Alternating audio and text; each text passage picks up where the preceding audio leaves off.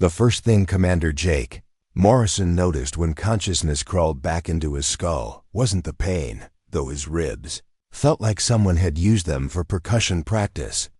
It wasn't the antiseptic smell that burned his nostrils, or even the strange blue-white light that made everything look like it was underwater. No, the first thing Jake noticed was the silence. Space was supposed to be silent. But ships weren't. Ships hummed with life support, thrummed with engine vibrations, whispered with the constant chatter of electronics, keeping fragile human biology alive in the void. This place had none of that familiar symphony. Just crystalline walls that seemed to absorb sound and a floor that felt warm beneath his cheek.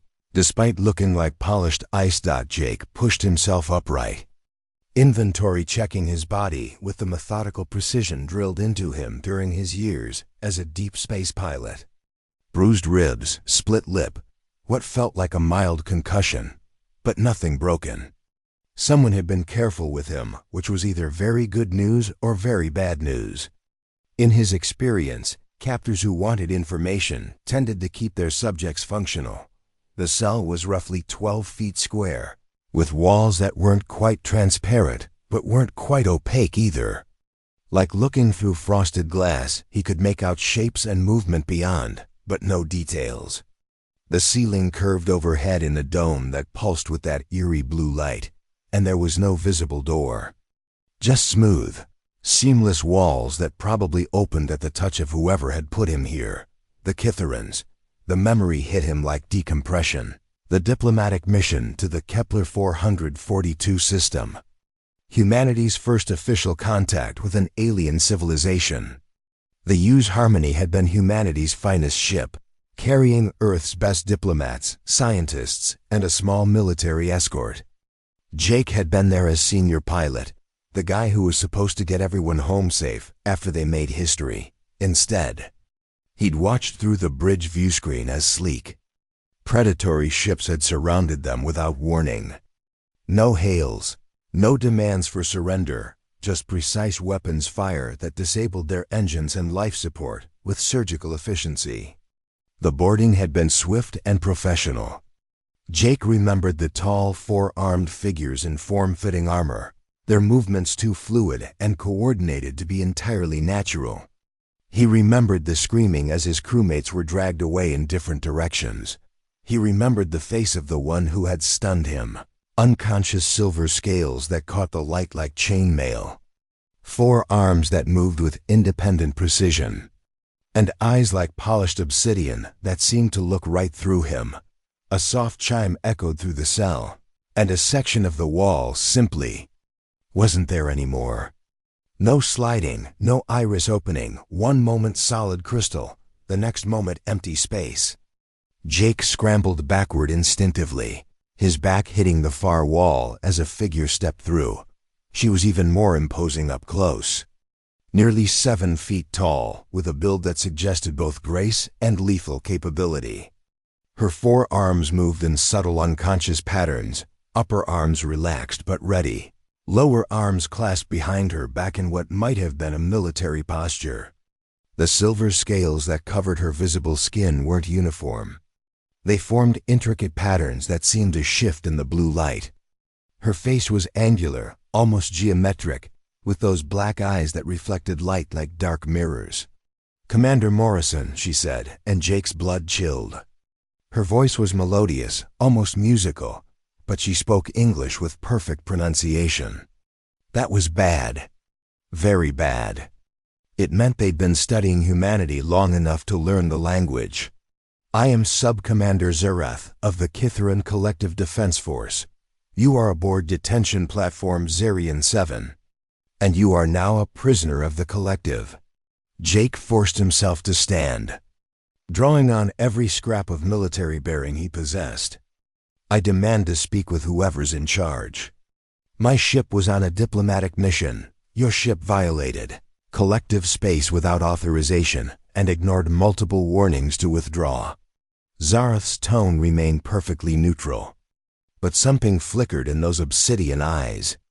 "The crew has been processed according to standard protocols." Processed. Jake's stomach dropped.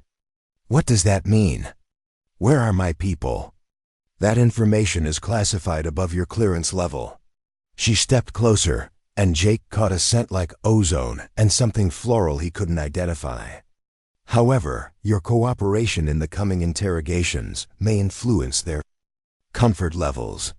The threat was delivered with the same musical tone she might use to discuss the weather, which somehow made it more terrifying. Jake had been through survival training, knew the basics of resistant interrogation, but this was beyond anything the instructors had prepared him for. How do you resist an alien intelligence that might think in ways completely foreign to human psychology? What do you want to know? He asked, trying to project calm he didn't feel. Everything. Zarath's forearms moved in what might have been a shrug. Your military capabilities, your technological base, the location and defenses of your homeworld. Standard intelligence gathering. Jake's mind raced. Earth's location was probably already compromised. The Harmony had jumped directly from Sol System, and any competent military would have backtracked their trajectory. But the Kitharans' casual confidence suggested they didn't know how little they'd actually captured. The Harmony had been a diplomatic vessel, not a military one. Its escort had been token, its weapons minimal. Its crew composed mostly of scientists and negotiators. If the Kitharans thought they'd captured a representative sample of human military capability, they were in for a surprise. But that also meant Jake was probably the only source of information they had about humanity's real defenses, which gave him leverage. If he was smart about it. I'll need some assurances about my crew's safety, he said carefully. Something that might have been amusement flickered across Zarath's angular features. You are hardly in a position to make demands, Commander Morrison. Maybe not. But I'm also the only human you've got who knows anything worth knowing. Jake met those obsidian eyes steadily. You can torture me, drug me, do whatever you want, but if you damage my brain, you lose your only intelligence asset. And if my crew is already dead, then I've got no incentive to tell you anything but lies. Zarath studied him for a long moment, her forearms moving in subtle patterns that might have been the Kitharan equivalent of thoughtful gestures. You assume we cannot simply extract the information we require, can you? Jake asked. Because if you could, we wouldn't be having this conversation. Another flicker of what might have been amusement. Perceptive. Very well, Commander Morrison. Your crew remains alive and unharmed for now. Their continued well-being depends on your cooperation. I want proof. You are hardly. I want proof, Jake repeated firmly. A recording, a live feed, something. Otherwise, you're just asking me to take your word for it. And frankly, your people's track record on honesty isn't great so far. Zarath's head tilted slightly, and Jake caught a glimpse of something that might have been respect in those dark eyes. You are more resilient than our initial assessment suggested. Your initial assessments were based on what exactly? Observation of your species' entertainment broadcasts. Zarath's tone remained neutral, but Jake thought he detected a hint of something else. They suggested humans were primarily motivated by individual survival and immediate gratification. Jake almost laughed. You've been watching our movies and TV shows? Among other cultural artifacts, yes. Well, there's your first mistake. If you want to understand humans, don't watch our fiction. Watch what we do when we think nobody's looking. Zarath's forearms moved in another complex pattern, and the wall behind her shimmered. A section became transparent, revealing a corridor beyond where other tall, scaled figures moved with that same fluid precision. The interrogation will begin tomorrow. I suggest you use the time to consider your position carefully. She turned to leave, then paused. Commander Morrison? Yeah? What do humans do when they think nobody is looking? Jake smiled grimly. We take care of each other. Even when it's stupid. Even when it's dangerous. Even when it costs us everything. Zarath studied him for another moment, then stepped through the wall. The crystal sealed seamlessly behind her, leaving Jake alone with his thoughts and the growing certainty that he was about to play the most dangerous game of his life. 3 years. 1,095 days of crystalline walls, blue-white light, and the musical cadence of Zarath's voice asking questions that had evolved from military intelligence to something far more complex. Jake had long since stopped counting the interrogation sessions, but he remembered every conversation with perfect clarity, a skill that had become his lifeline in this place, where time seemed to flow like honey. The routine had become almost comfortable, which should have terrified him more than it did. Morning meal, if the arbitrary lighting cycle could be called morning, followed by what Zarath euphemistically called information exchange sessions. Jake had learned to parse the subtle differences in her posture, the way her forearms moved when she was frustrated versus when she was genuinely curious. Today, something was different. She entered his cell with the same fluid grace as always, but her lower arms weren't clasped behind her back in their usual military posture. Instead, they carried a small device that looked like crystalline origami folded into impossible angles. "Commander Morrison," she said, settling into the chair that materialized from the floor, another bit of Kithaeron technology that still amazed him. "Today's session will be different." Jake looked up from the book he'd been reading, a kid needing a collection of human poetry that had mysteriously appeared in his cell 6 months ago, written in languages he didn't recognize but somehow understood. Another Kithaeron mystery. Different how? "The war is over." The words hit Jake like a physical blow. He set the book aside carefully, his hands suddenly unsteady. "What?" "A peace treaty was signed between the Kithaeron Collective and the Human Federation 3 standard days ago. Hostilities have officially ceased."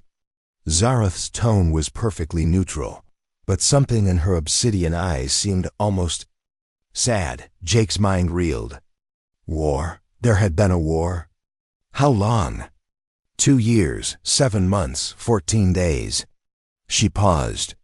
"Your species proved more resourceful than our initial projections suggested." Resourceful? Jake almost laughed. He'd spent 3 years feeding the Kithaerons carefully crafted lies about human military capabilities, stories about hive mind, tactical networks, and emotional warfare, protocols that were pure science fiction. He'd painted humanity as simultaneously more advanced and more alien than they actually were, hoping to make the Kithaerons cautious about attacking Earth directly. Apparently, it had worked too well. "So I'm free to go?" Jake asked, though something in Zarath's posture suggested it. "Wouldn't be that simple. The situation is complicated." Zarath's forearms moved in what Jake had learned was her equivalent of a nervous gesture. "Prisoner exchanges are being negotiated, but your case presents unique challenges." "What kind of challenges?"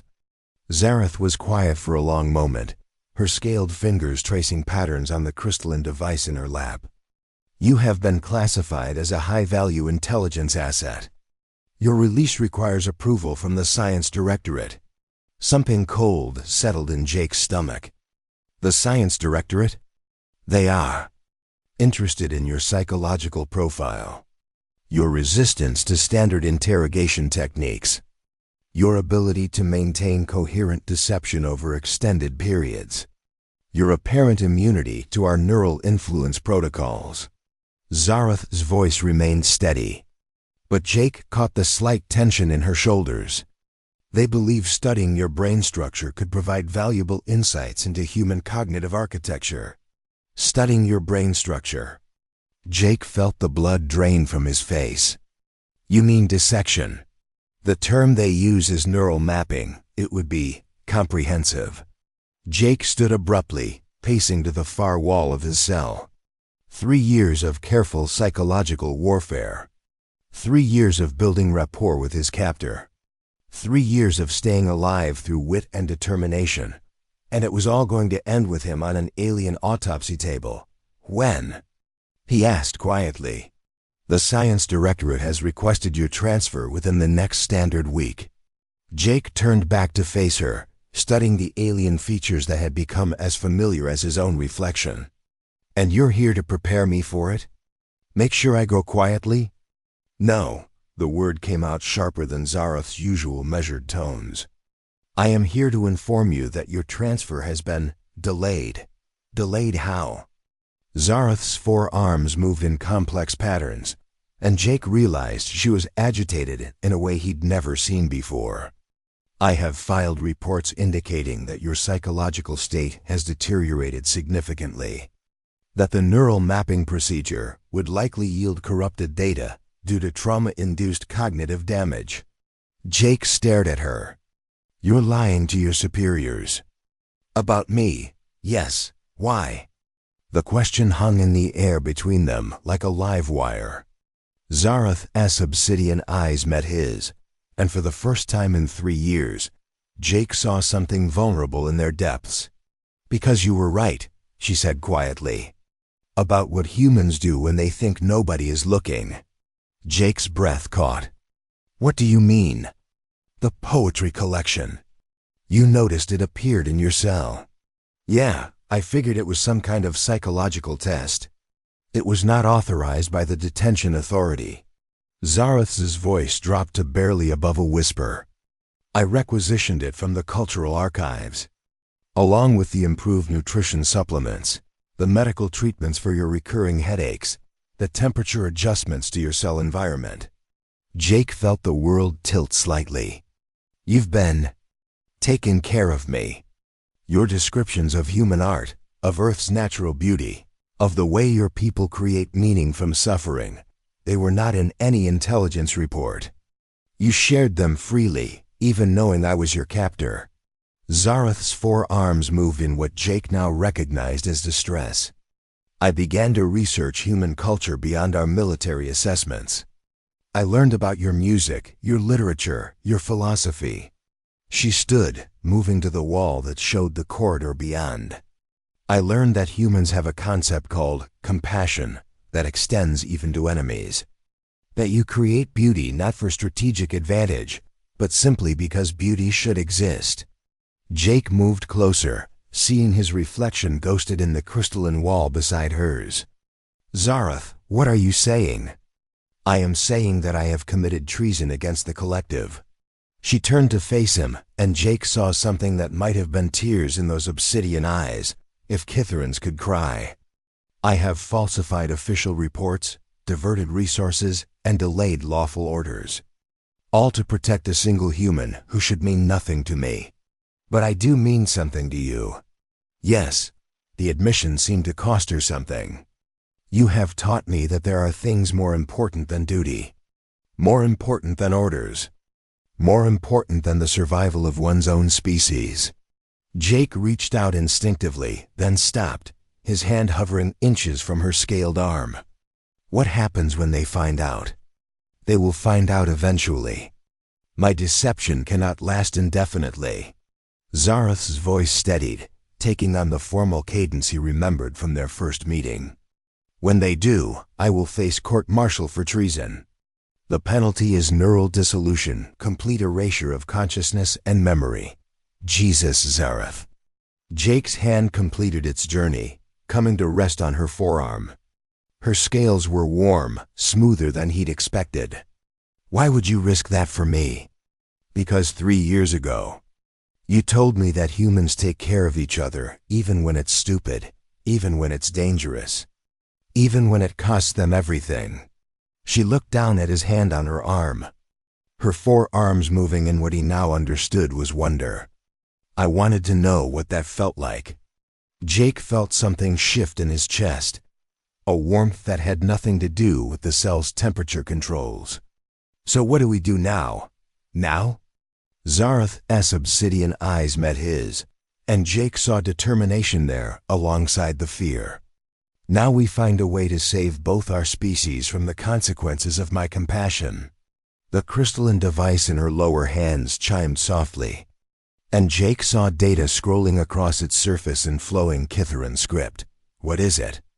A message from the Science Directorate, Zareth said, her voice tight with tension. They're sending a team to evaluate your psychological state personally. They arrive tomorrow. Jake felt the walls of his carefully constructed world beginning to crumble. How long do we have? 18 hours. Then we'd better get started. The maintenance tunnels beneath detention platform Zarian 7 were never meant for beings as large as Kitharans, which made them perfect for hiding.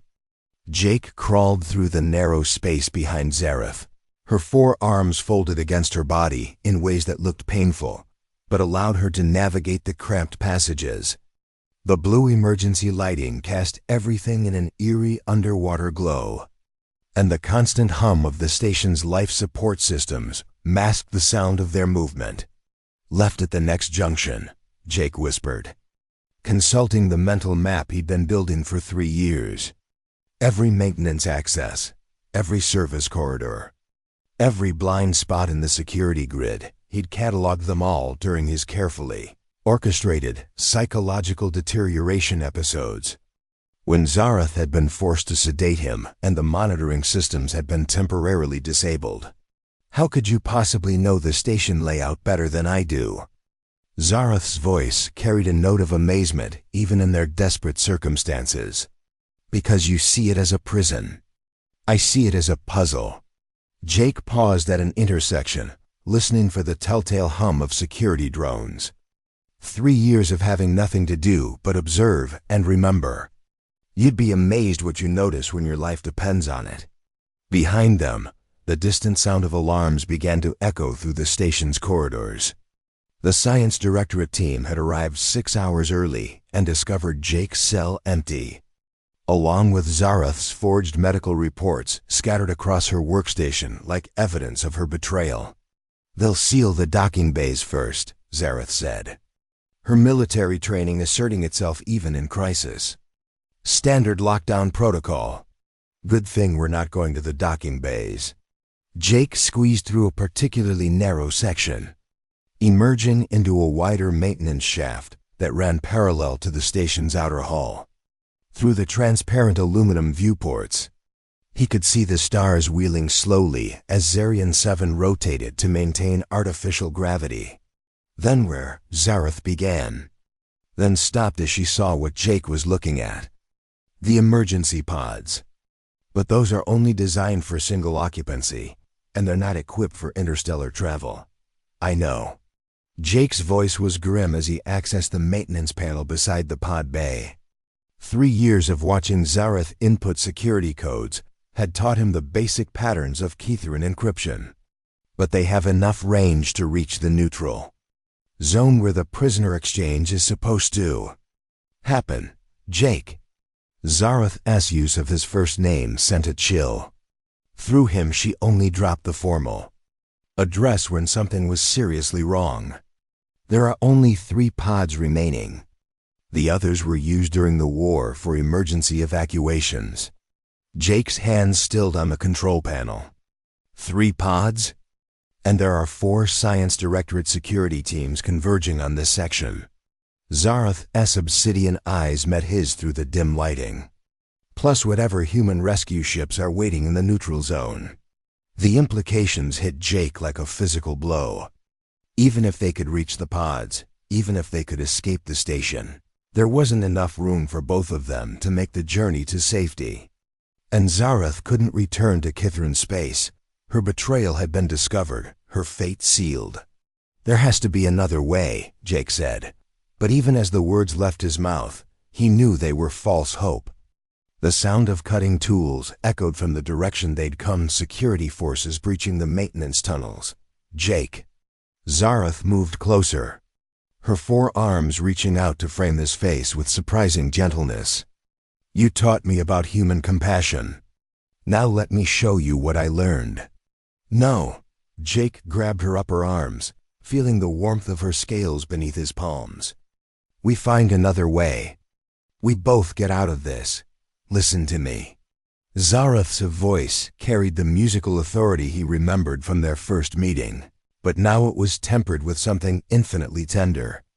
The human rescue ships, They will not trust a Kithran, even one claiming to be a defector. But you carry something more valuable than either of our lives. What are you talking about? The intelligence you gathered. 3 years of observing this station, learning our security protocols, mapping our defensive systems. Zareth's obsidian eyes blazed with sudden intensity. You know things about Kithuran military infrastructure that could prevent future conflicts, save lives on both sides. Jake felt the pieces clicking together in his mind. You're not just talking about escape. You're talking about testimony. The peace treaty is fragile. There are factions on both sides who want to resume hostilities. Zareth's forearms moved in complex patterns of urgency. But if you can provide evidence of the illegal neural extraction program, of the war crimes committed by the Science Directorate, it would strengthen the peace. Jake's mind raced through the implications. Give the moderates on both sides ammunition against the hardliners. Yes, but only if you survive to deliver that testimony. The cutting sounds were getting closer. Jake could hear voices, now harsh Chthon commands, echoing through the maintenance shafts. They had minutes at most. What about you? Jake asked, though he already knew the answer. I will buy you time. Zareth's voice was steady, resolved. The security teams are following my biometric signature. If I lead them away from the pod bay, they'll kill you. Perhaps. Or perhaps they will simply erase my mind and use my body for spare parts. Zareth's attempt at dark humor fell flat. Either way, my story ends here. But yours can change the future for both our species. Jake felt something breaking inside his chest. There has to be another way. There is no other way. Zareth leaned forward, pressing her forehead against his in what he realized was a Kithuran gesture of farewell. But Jake, this is not defeat. This is choice. The same choice you made 3 years ago when you refused to give up your crew's location. The same choice I made when I decided to protect you instead of following orders. Zareth, promise me something. Her obsidian eyes held his with desperate intensity. When you tell our story, when you give your testimony, tell them that not all Kithurans are monsters. Tell them that some of us learn to choose compassion over duty. Jake felt tears he hadn't shed in 3 years burning his eyes. I promise. And tell them. Zareth hesitated, her forearms moving in patterns of uncertainty. Tell them that a Kithuran learned what it means to love from a human prisoner who should have been her enemy. The word hung between them like a bridge across an impossible gulf. Jake reached up, covering her scaled hands with his own. I love you too. The moment stretched between them, infinite and heartbreaking, until the sound of security forces breaching the final barrier shattered it like crystal. Go, Zareth whispered, then louder. Go. She spun away from him, her forearms moving in fluid combat patterns as she activated something on her wrist. An energy field shimmered around her, and Jake realized she was broadcasting a false biometric signature, making herself appear to be him on the security sensors. This way. She shouted in perfect English, her voice carrying down the maintenance shafts. The human is escaping through Section 7. Jake heard the security teams change direction, following her voice, her false signature. He wanted to follow, wanted to fight beside her, wanted to find some impossible solution that would save them both. Instead, he did what she'd asked him to do. He ran. The emergency pod was cramped, barely large enough for a single human. Its controls labeled in flowing Kithuran script that he'd learned to read during long conversations about literature and philosophy. As the pod's engines fired and carried him away from Zarian 7, Jake pressed his face to the small viewport and watched the station shrink into the distance. Somewhere in those corridors, Zareth was making her last stand. And somewhere in the neutral zone ahead, human ships were waiting to hear a story that would change everything. Jake closed his eyes and began to plan his testimony. Carrying the weight of two species' future and the memory of obsidian eyes that, had learned to see beauty in the darkness between stars.